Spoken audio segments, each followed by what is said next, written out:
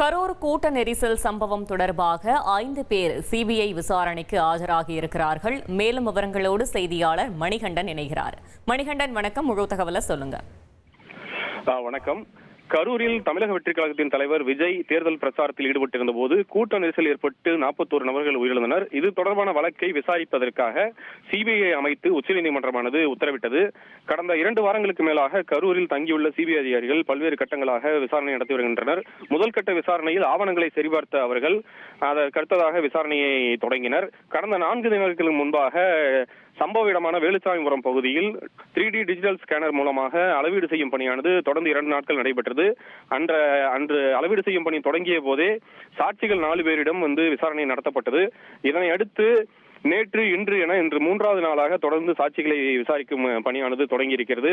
குறிப்பாக கரூர் மாவட்ட ஆட்சியர் அலுவலகமாக அமைந்துள்ள பொதுப்பணித்துறைக்கு சொந்தமான சுற்றுலா மாளிகை தற்போது சிபிஐ அதிகாரிகளுக்கான நிரந்தர அலுவலகமாக மாற்றப்பட்டு அங்கு சாட்சிகளை விசாரிக்கும் பணியானது தொடர்ந்து நடைபெற்றது. குறிப்பாக வேலுச்சாமிபுரம் பகுதியைச் சேர்ந்த நகை அடகு கடை, எலக்ட்ரிக்கல் ஷாப், பேக்கரி, தனியார் சேவை மையம், கல்வி நிறுவன உரிமையாளர்கள் என 5 பேர் இன்று காலை விசாரணைக்கு ஆஜராகி இருந்த நிலையில் சற்று முன்னர் மேலும் 5 பேர் என தற்போது வரை 10 பேர் விசாரணைக்காக ஆஜராகி இருக்கின்றனர். அந்த சாட்சிகளிடம் விசாரணை நடத்துவதற்காக இதுவரை 100க்கும் மேற்பட்டோருக்கு சிபிஐ அதிகாரிகள் சம்மன் அனுப்பியிருக்கும் நிலையில் சிபிஐ அதிகாரிகள் முன்பு இதுவரை சம்மன் பெற்ற 20க்கும் மேற்பட்டோர் கடந்த 3 நாட்களில் ஆஜராகி இருக்கின்றனர். மேலும் வேலுச்சாமிபுரம் பகுதியைச் சேர்ந்த வியாபாரிகள், பொதுமக்கள் என மேலும் சிலர் ஆஜராக இருப்பதாக தகவல் வெளியாகி இருக்கிறது. தகவல்களுக்கு நன்றி மணிகண்டன்.